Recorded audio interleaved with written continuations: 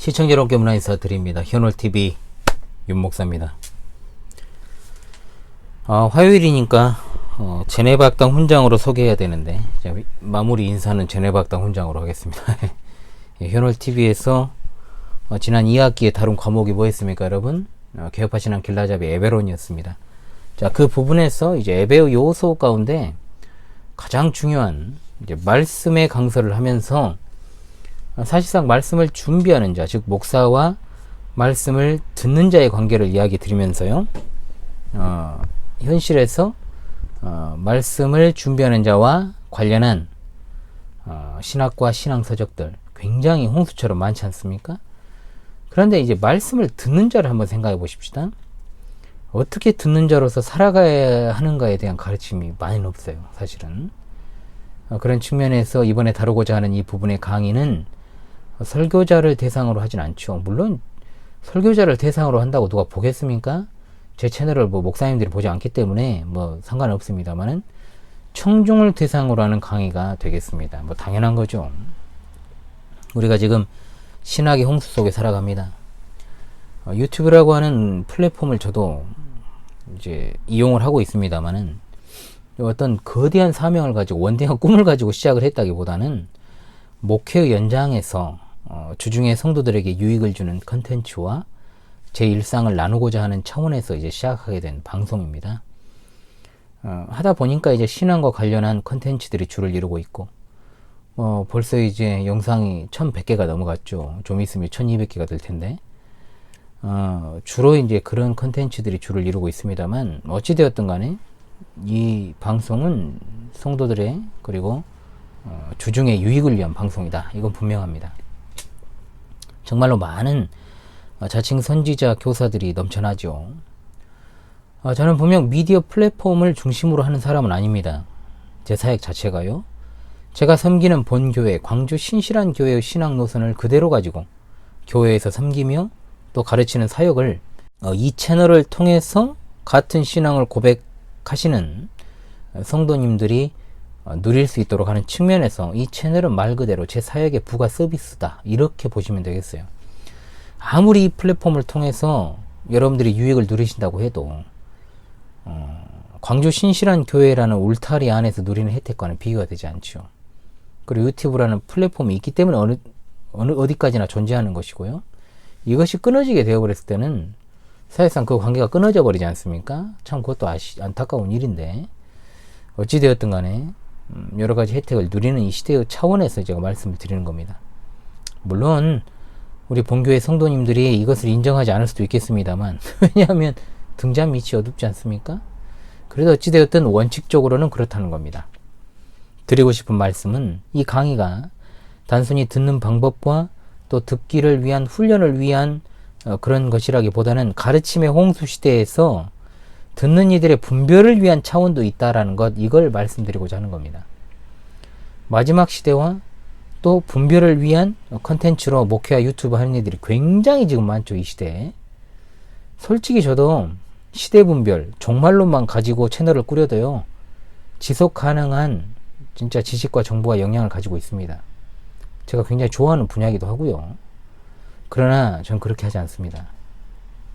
저는 편중된 신앙이 절대로 성도에게 좋은 영향을 준다라고 보지 않고, 실제로도 그렇다는 것을 제가 피부로 느끼고 있으며, 바른 신앙을 계속해서 공부하고 학습하는 것이 가장 최선이고, 또한 마지막 시대의 복음이 자주 말씀드립니다. 따로 있는 게 아니에요. 다른 복음이 따로 있는 게 아닙니다. 시대 분별과 종말에 일어날 일들에 관한 것들을 강조하고 분별하는 것 정말 중요하죠. 하지만 한국 교회의 토양에서 과연 그것이 정상적으로 뿌리 내리고 자리 잡을 수 있는가 생각할 때 저는 굉장히 회의적입니다. 회의적이에요. 열매가 그렇잖아요. 열매가. 지나친 목회자 중심적 교회관 굉장히 강하죠, 한국교회. 자, 두 번째, 반지성주의적 경향 엄청 강하죠. 게으른 민족성 세 번째입니다. 그리고 뭡니까? 세대주의 종말론의 영향을 이 짧은 근대 선교가 시작된 일에 한국교회가 너무 강하게 받아버렸어요. 시작부터 그 영향을 받았거든요, 세대주의에. 그렇기 때문에 지금까지 이렇게 형성되어 온 매우 짧은 근대 선교 역사, 한국교회가 이 사실 140년도 채 되지 않는 이 근대 선교 역사 속에서 회복할 것이 뭐냐? 솔직히 말하면 회복이 아니라 정립입니다. 정립. 무슨 이 시대에 그런 소리 하냐 할 수도 있죠. 아니죠. 지금까지 교회가 성장을 하고 부흥했던 그런 과정들을 지켜보십시오. 정말 짧은 순간에 일어났거든요. 이게 모든 것들이. 그리고 짧은 순간에 또 무너져 내리고 있고요. 그럼 뭡니까? 회복이 아니라 정립이다. 제대로 된 개혁신앙이 과연 한국교회에 온전하게 뿌리 내린 적이 있었는가를 저는 묻고 싶은 거예요. 저도 보수 장로 교단에서 나고 자랐거든요. 저는 교회에서 태어났습니다. 저희 부모님은 교회 관리인, 일명 사찰이셨어요. 그러니까 자연스럽게 제 노는 무대는 예배당이었습니다. 제가 자라오면서 어린 시절과 청소년기와 청년 시절을 거치면서 중간중간에 이제 다른 교파, 교단, 외도를 좀 한 번씩 했죠. 많은 경험이 됐죠, 그게. 그러나 결국은 제가 목회자 후보생이 되기 직전까지 교회는 다 장로교단이었습니다. 보수 장로교의 신앙과 틀에서 벗어난 적은 없었다는 겁니다. 기본적인 틀이요. 그런데도 단 한 번도 역사적 기독교의 신앙 고백과 교리를 교회에서 체계적으로 배워본 사실이 없어요. 물론 그런 교회가 예나 지금이나 있었겠지만 그래도 여러분, 제가 사는 지역이 보수 장로교 색채가 강한 미국 남장로교의 신학의 영향을 강하게 받은 호남입니다. 호남. 또 제가 나고 자란 교회도 이 지역의 선교 역사와 함께하는 아주 뿌리 깊은 역사를 가진 교회입니다. 1908년에 설립된 교회였거든요. 그러니까 거의 선교 초창기죠. 또 주변 교회들도 마찬가지입니다. 그와 같은 신학적 풍토 아래서 제가 자라왔기 때문에 제가 한국교회 전체를 갖다가 판단하고 아우를 수는 없어도 분위기 정도는 파악을 하고 자라왔다 이겁니다. 관심이 많았기 때문에. 장로교는 분명히 말씀드릴 수 있습니다. 장로교가 뭔지 성도들에게 제대로 가르치지 않았습니다. 많은 이들이 착각을 해요. 어떤 착각이냐. 장로교의 창시자가 칼빈이라는 말을 하는 자들이 있어요. 아닙니다. 신학자나 교수나 목사들 중에도 그런 말을 하는 자들이 있거든요. 누가 그런 말을 하죠 도대체? 오히려 알미니안이 그런 식으로 몰아가는 겁니다. 왜 그 프레임에 빠지고 있죠? 개혁 장로교의 창시자가 칼빈이라고 주장하는 건 말 그대로 칼빈이라는 사람을 한 교파의 교조로 만들려는 수작이죠. 그렇지 않습니까, 여러분? 우리의 역사를 갖다가 중단시켜버리는 거죠. 역사적 기독교의 역사를. 그래서 칼빈주의라는 말도 제대로 이해하지 못한 자들이 함부로 쓰면 안 되는 겁니다. 주의해야 되는 거예요. 그래서 제가 이런 오해를 사지 않도록 칼빈주의 교회 이렇게 말하지 않습니다. 우리의 신앙 노선을 역사적 정통 기독교다 분명하게 못을 받고 구체적으로는 그것이 개혁파 신자 그리고 칼빈주의 신학 체계 그리고 개혁교회의 신학 노선이라고 제가 분명하게 표현하지 않습니까? 장로교의 창시자는 누굽니까? 우리 주 예수 그리스도십니다. 아멘 하십시오. 왜 이 사실을 왜곡을 시키죠? 디모데전서 4장 14절에 분명 장로의 회가 나오지 않습니까? 헬라어로 프레스비테리온입니다. 영어로 프레스비터리죠. 자, 분명하게 나와 있는 거예요. 그러니까 정확한 명칭은 칼빈주의 장로교가 아니라 개혁 장로교가 맞습니다. 개혁은 리폼 또는 리폼드입니다. 제가 자주 이야기를 하죠. 원상태로 돌아가는 겁니다. 찌그러져 있던 것을 펴는 겁니다. 개혁은 성경으로 돌아가는 겁니다. 개혁은 성경적인 초대교회, 즉 장로교회로 돌아가는 것입니다. 이런 뜻도 모르면서 개혁된 교회가 개혁되어 간다는 말을 16세기에 있었던 종교개혁에 한정시켜서 생각을 한다는 겁니다. 그러니까 거기에서 온갖 잡다한 혼란스러운 개혁주의가 나오는 겁니다. 16세기, 17세기, 18세기를 거치면서 엄청나게 섞여버렸거든요. 이게 신앙 자체가. 개혁이라는 말, 칼빈이라는 말 쓴다고 해서 정통이라고 착각하지 말라는 겁니다. 자세히 보면 그 안에는 하이퍼 칼빈주의도 있습니다. 신칼빈주의도 있습니다. 개혁주의를 표방하면서도 청교도주의가 섞여 있어요. 좀 다르거든요. 이게 색채가 또 이게. 그래서 얼핏 보면 그냥 싹 아울러가지고 이렇게 이해를 할 수 있겠습니다만은 알 수가 없어요. 알 수가. 이게 정확하게. 목회자도 구분을 못합니다. 내가 직접 만나가지고 그 사람하고 대화를 해보거나 아니면 그들의 신앙의 중심에 딱 들어가가지고 정확하게 내가 경험을 해보지 않으나 모르는 거예요. 그래서 교회 추천도 함부로 하면 안 되는 겁니다. 표면적으로 무슨 개혁주의 설교한다? 칼빈주의 신학을 표방한다? 이런다고 해서 교회를 추천한다고요? 정말 위험한 일이죠. 자신이 경험해보지 못한 것은 절대로 말하면 안 되는 겁니다. 교회 추천 함부로 하지 마십시오. 그리고 거기 설교 몇 편 들었다고 해가지고 또 그걸 가지고 판단하는 것도 굉장히 위험한 일입니다. 그렇지 않습니까? 진짜로 거기를 파악하려면 최소 몇 개월은 그 교회에 출석하면서 그 교회에 수양회까지 다 참석을 해봐야 되는 겁니다. 뭔 말인지 아시겠죠? 자, 그래서 목회자도 구분 못해요. 어떻게 일반 성도들이 알겠습니까? 옷만 그럴듯하게 입고 있는 자들이 많습니다. 제가 일전에 사쿠라라는 용어의 기원에 대해서 이야기를 드렸었죠. 일본어 사쿠라는 니크, 사쿠라 고기라는 뜻인데 이게 이제 사쿠라가 여기에서 파생되어서 사용됩니다. 쇠고기인 줄 알았는데 이제 사실은 외관상 구분이 안 되는 말고기를 내다 걸어서 팔았다는 겁니다. 그래서 이제 이 사쿠라가 그런 의미로 사용되죠. 알고 보니 전혀 거기에 있는 자가 아니었다라는 거죠. 그러니까 다른 색채를 가진 자가 마치 자신이 보수인 것처럼 위장해서 침투해 있는 자들, 또는 마치 진보 진영에서 보수이면서 진보인 척 하는 자들, 이런 자들이 이제 정치권에서 사쿠라라고 이야기하는 게 바로 여기서 나온 겁니다. 마찬가지로 삶아서 수육으로 잘라내놓잖아요. 그럼 오리고기랑 개고기도 구분 안 돼요, 여러분. 저는 어린 시절에 제가 개고기를 딱 두어 먹어봤거든요. 어린 시절에 그게 개고기인지 모르고 한번 먹은 적이 있고, 또 제가 이제 군대를 제대한 후에 산속에 들어가가지고 이제 펜션을 짓는 이제 노가다를 하는데, 이제 식당이 없으니까 거기 안에서 자체적으로 이제 고기를 이제 내오더라고요. 탕도 내오고. 그런데 이제 그게 저는 오리고기인 줄 알았습니다. 그런데 이제 개고기라 하더라고요. 근데 이 산중에서 제가 그거 안 먹고 어떻게 오후에 일을 합니까? 어쩔 수 없이 먹었습니다. 그 2번 있어요. 그거는 제가 먹은 적 없습니다. 예.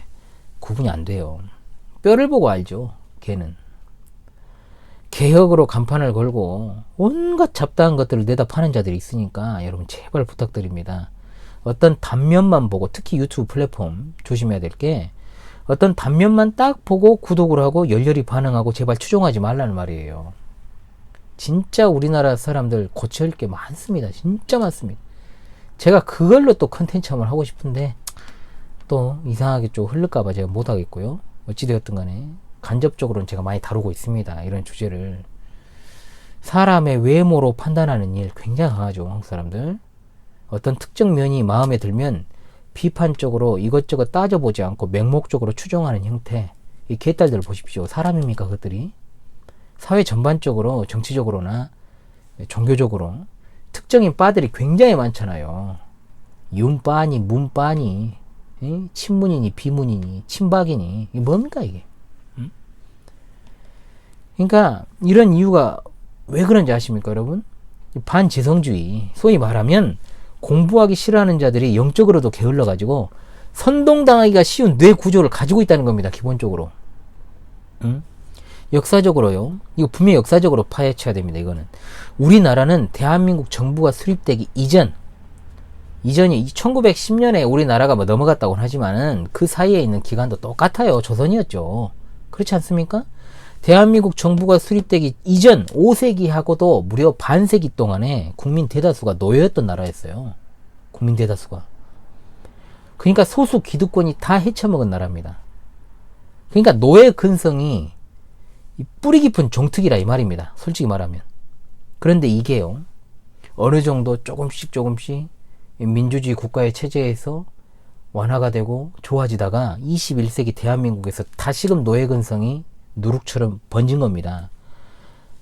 이건 분명히 이유가 있죠. 그 이유까지 말하면 강의가 이상한 쪽으로 흐르니까. 원래 인간은 본성적으로 좋지 않은 방향으로 회귀하게 돼 있습니다. 그러니까 제가 듣는 자에 관한 강의를 앞두고 특히 유튜브라고 하는 플랫폼으로 어떻게 그 사람을 정확하게 판단할 수 있느냐, 제가 그 말씀을 드리고자 하는 겁니다. 그 사람 만나서 이야기해 봤습니까? 밥을 먹어 봤습니까? 진짜 손 한번 잡아봤냐고요. 제 채널도 마찬가지입니다. 제 채널은 특이해요. 뭐가 특이하냐? 영상을 올리면 올릴수록 구독자가 느는 게 아니라 취소하는 일들이 생겨요. 자, 구독자 빠지는 게 눈에 보이죠. 1,000명이 안 되면. 그잖아요. 1,000명 하면은 1,001명이어도 1,000명이고 1,099명이어도 1,000명이거든요. 그런데 예를 들어서 1,000명이 안 될 때는 한 명 한 명이 보이죠. 구독자가 빠지는 게. 그러니까 구독자 빠지는 걸 보면 힘 빠질 때도 있지만 저는 그것이 순기능이라고 봅니다. 뭐냐? 이런 채널인지 모르고 어떤 특정 영상, 특정 부분만 보고 구독했다가 갑자기 어느 날 알림이 뜨거나 또는 어떻습니까? 전혀 생각지도 않았던 영상이 뜨면은 이게 뭐야 하고 취소하는 거죠. 그런 분들은 그냥 빨리 나가는 게 좋죠. 제 입장에서는 채널에 도움이 1도 안 되니까요. 영상 한두 개 보고 판단하지 마시라는 겁니다. 적어도 여러분이 제가 어떤 사람이고 어떤 노선인지를 알기 위해서는요. 최소 3개월에서 그래요. 3개월은 좀 길다 칩시다. 1개월 동안 하루도 빠짐없이 제 영상을 보거나 아니면 과거 영상들을 보거나 재생 목록에 다 돼 있거든요. 카테고리로. 6개월 정도까지는 꾸준하게 보고 판단을 해야 됩니다. 꾸준하게. 그래서 어설프게 이 사람이 어떤 부류일 것이다 판단하지 마십시오. 제 채널에 구독하신 분들 중에는 그 전에 구독하신 분이 추천을 해가지고 구독하셔서 열혈 구독자가 되신 분들도 있습니다. 이거는 분명 순기능이죠. 이것도. 왜냐하면 본인이 듣고 보고 판단해서 결정을 내린 것을 다른 사람에게 알려서 구독했기 때문에 굉장한 순기능이죠. 자, 그래서 사실 어떤 우리가 한 번도 마주친 적도 없고 생면부지의 사람과 신학과 신앙이 일치하는 게 진짜 거의 불가능에 가깝습니다. 쓰는 용어만 들어도 무엇으로부터 배웠는지를 알 수 있어요. 강조점을 보면 어떤 이인지 제가 분별할 정도는 됩니다. 저도. 똥인지 된장인지 구분한다는 겁니다. 그러니까 듣는 자에 관한 강의니까 서론이 좀 길어요. 양해하시고요. 여러분들이 바른 판단을 통해서 듣는 훈련 해야 됩니다. 시대가 그래요. 더. 목사도 듣는 자죠. 저도 우리의 선진들과 선배들을 읽고 듣고 공부를 해야 가르칠 수 있으니까요. 그래서 함께 이뤄가는 이번 강의가 되었으면 좋겠습니다. 다음 제네바 학당 학기 시작하기 전 이제 겨울 사역 기간 동안에 화요일에 진행하는 이 강의를 잘 들으시고 여러분 신앙에 조금이나마 유익을 받으시길 바라봅니다. 자, 설교라는 말을 제가 개인적으로 즐겨 쓰지 않아요. 그런데 보편적인 용어가 돼버렸으니까 제가 설교라고 칭하겠습니다. 보편적인 용어로서요. 물론 저희 교회에서는 강설이라고 이제 지칭을 하고 있습니다만은 신앙생활을 하면서 여러분 생각해 보십시오. 가장 많은 시간을 드리고 가장 많은 시간을 할애하는 게 뭡니까? 말씀 듣기입니다. 설교 듣기예요. 그렇죠? 설교 듣기는 아무리 강조해도 지나치지 않지요. 그러나 사실 어떻게 설교를 들어야 하는가에 대해서는 공부한 적이 거의 없습니다. 설교를 듣지만 듣는 법을 모른다는 거죠. 가르쳐 주지도 않지만 사실 배우려는 생각도 없어요. 계속해서 그냥 듣다 보니까 당연히 생각하고 듣는 겁니다. 그래서 이번 강의는 제가 지난 2021년 1월입니다. 항상 동계신앙수련회가 그때는 1월에 있었으니까요. 그때 강의했던 내용에서 중요한 부분만 발췌해가지고 제가 진행을 하려고 합니다. 아무쪼록 교회에서 행해지는 가장 큰 영역인 설교와 그리고 모든 가르침, 물론 거기에는 유튜브 플랫폼이 들어가겠죠. 여기에 대해서 성도가 어떤 자세로 임해야 될 것인지를 확실하게 여러분들이 배우는 시간이 되시고요. 또한 좋은 가르침을 위해서는 좋은 청중이 반드시 있어야 된다. 자, 이 말씀을 드리면서 전하는 자와 듣는 자의 동역 또는 동행이 아름답게 이루어지는 우리 교회 그리고 모든 시청자 성도들과 본 방송, 이 본 채널을 사랑하시는 우리 구독자 여러분이 될 수 있기를 바랍니다. 자, 듣는 법을 배워야 됩니다. 자, 이 목사는 목양하는 사람입니다. 목양의 가장 중요한 측면이 뭡니까? 양들에게 꼴을 나누어 주는 일입니다. 그게 이제 설교 사역이죠. 그래서 목사는 다른 말로 설교자입니다. 설교를 위해 살아가는 사람이 목사죠. 제가 많은 책들을 보유하고 있진 않아요. 뭐 여러분 보시겠습니다만 이 뒤로도 있고 앞으로도 있고 뒤쪽으로도 있습니다. 집에도 있고 뭐 그렇습니다만은 저는 진짜 책 많으신 분들에 비하면 많지도 않습니다. 별로. 그래서 지금 가지고 있는 책의 60%는 제가 신대원 시절에 다 구입했던 책들입니다. 신대원을 졸업한 이후에 구입한 책은 아마 30-40% 정도 되지 않을까.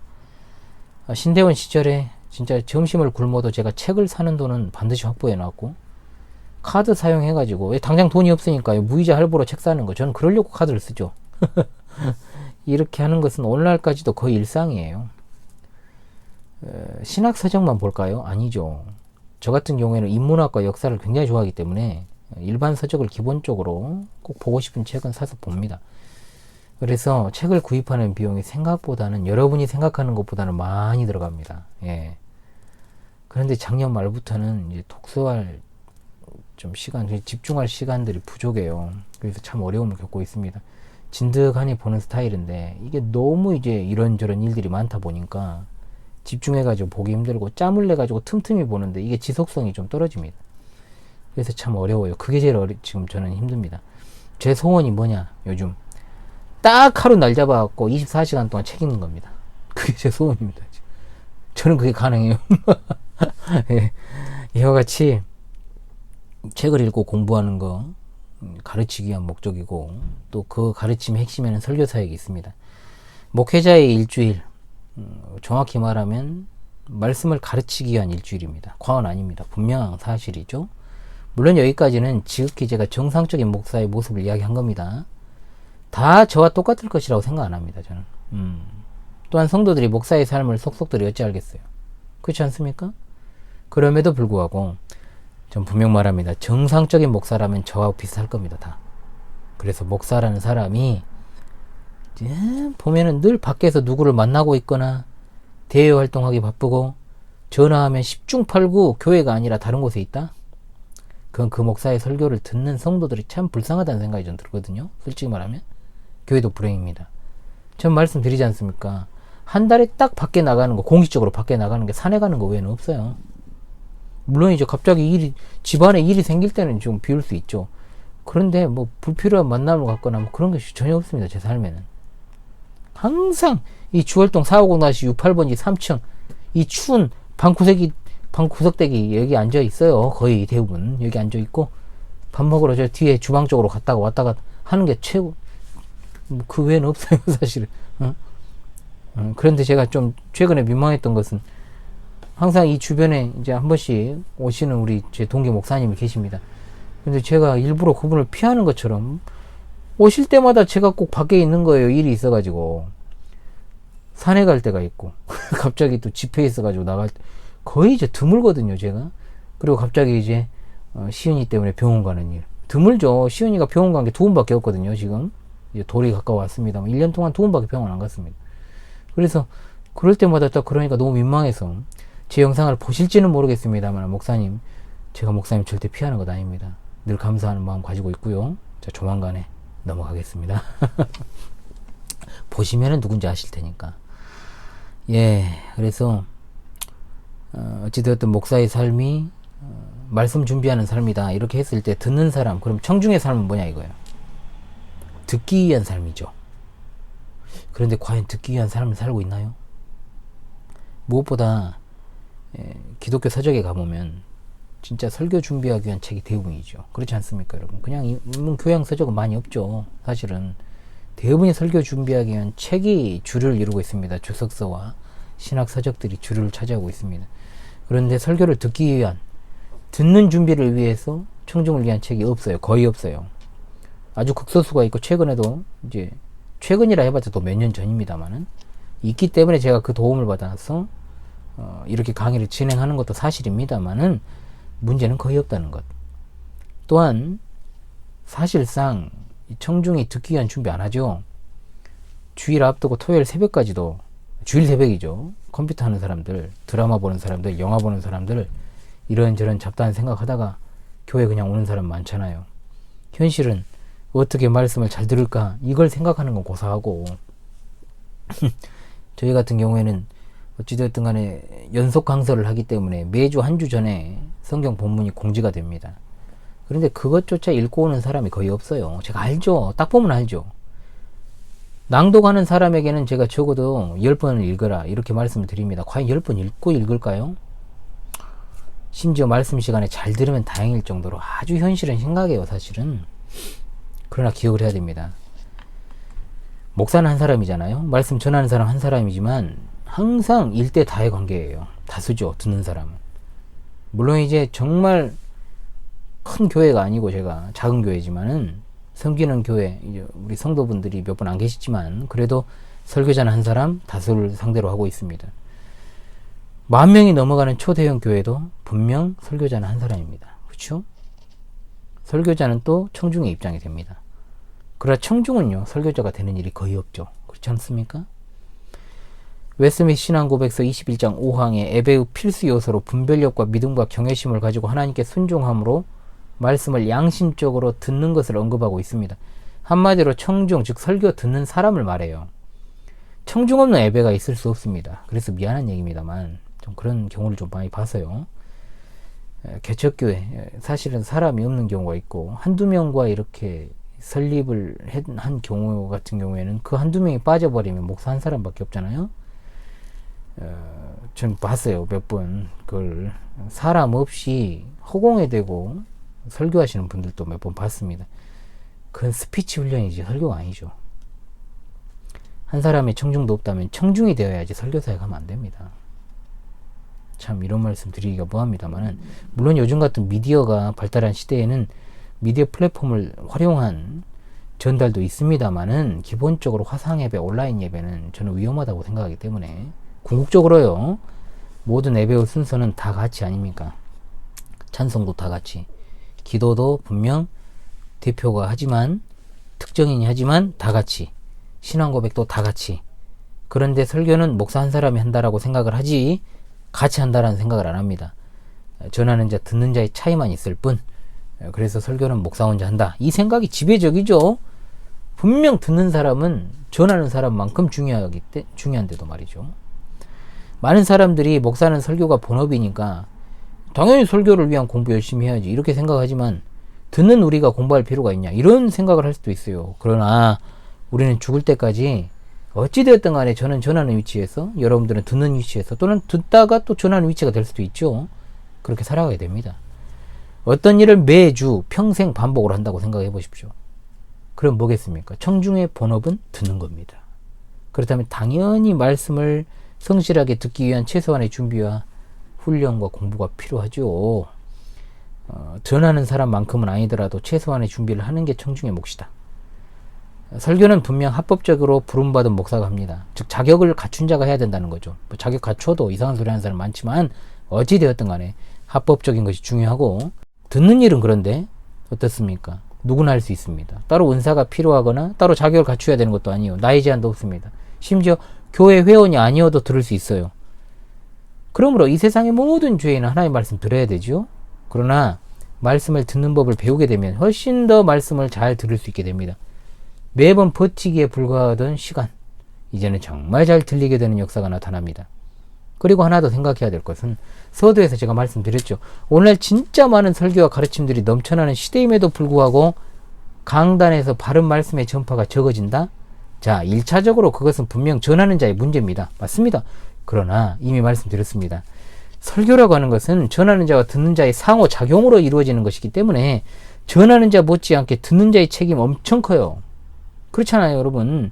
예를 들어가지고 제가 저의 예를 들어서 말씀을 드릴게요.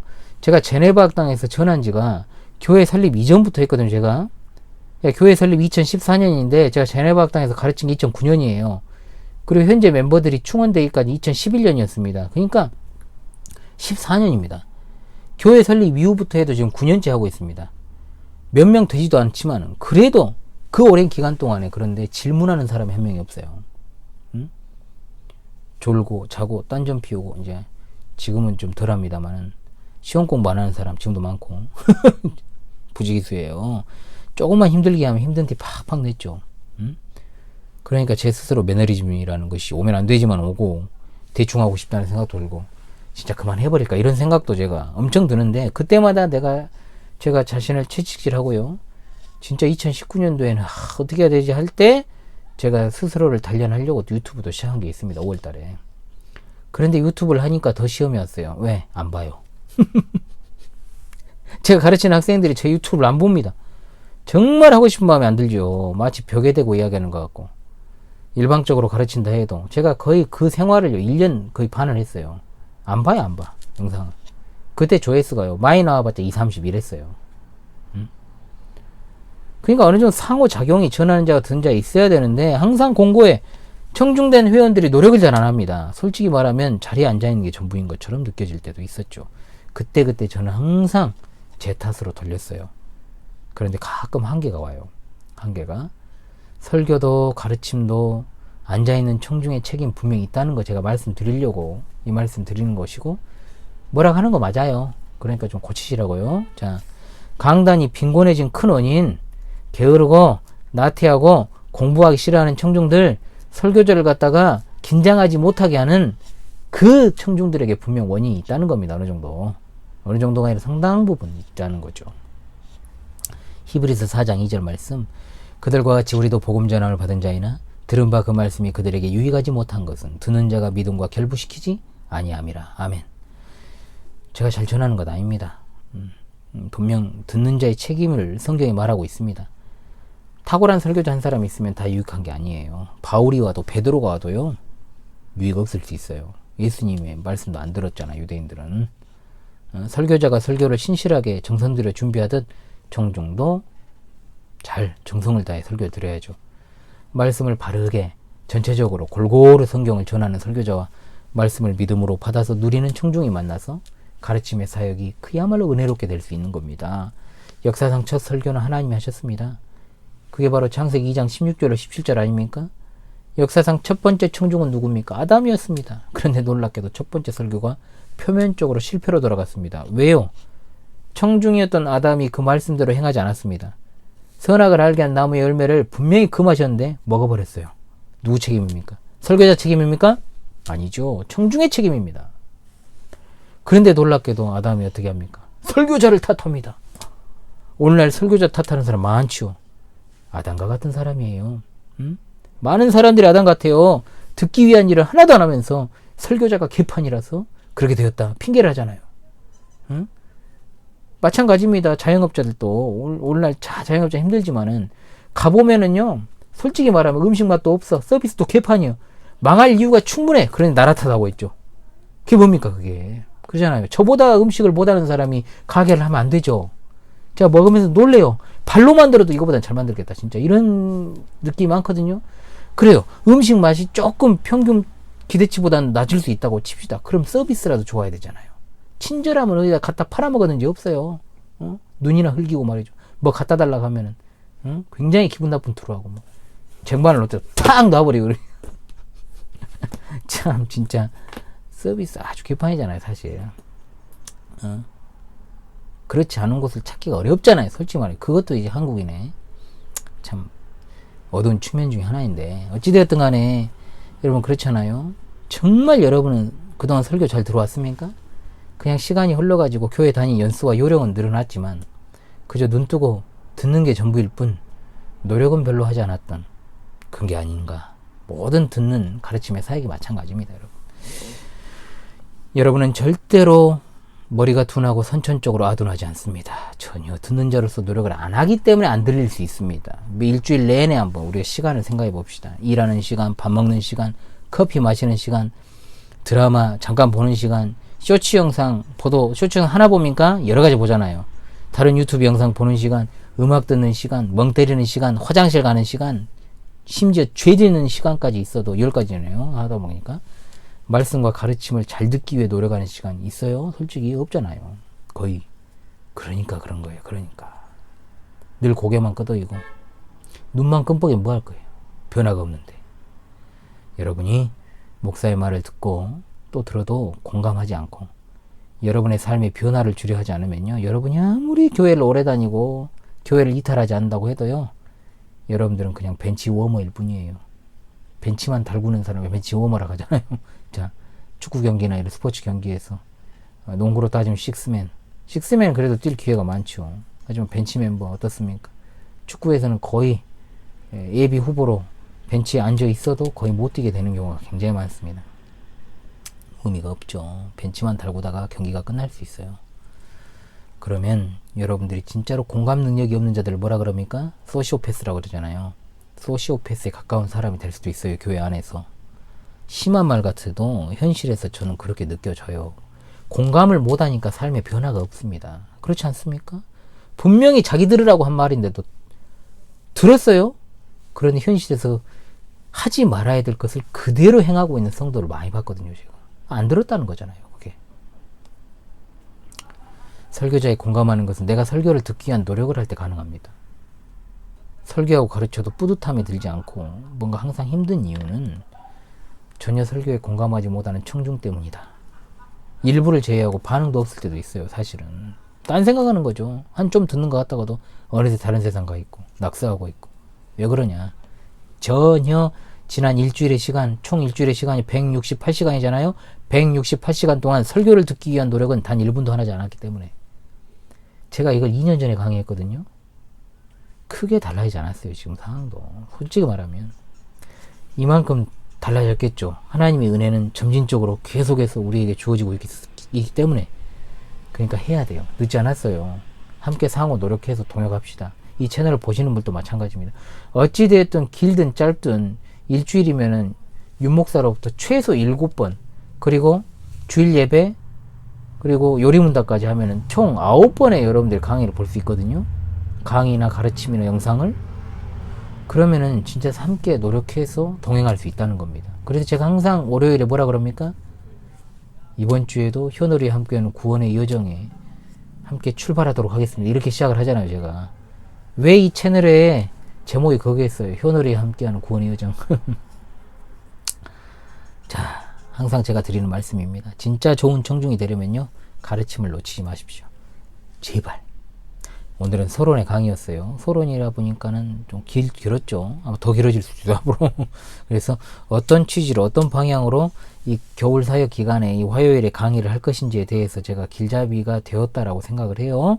다음 화요일에 본격적으로 말씀을 듣는 청중의 훈련을 위한 트레이닝, 자, 시작하도록 하겠습니다. 지금까지 제네박당 훈장 윤목사였습니다. 여러분 긴 시간 수고하셨습니다. 감사합니다.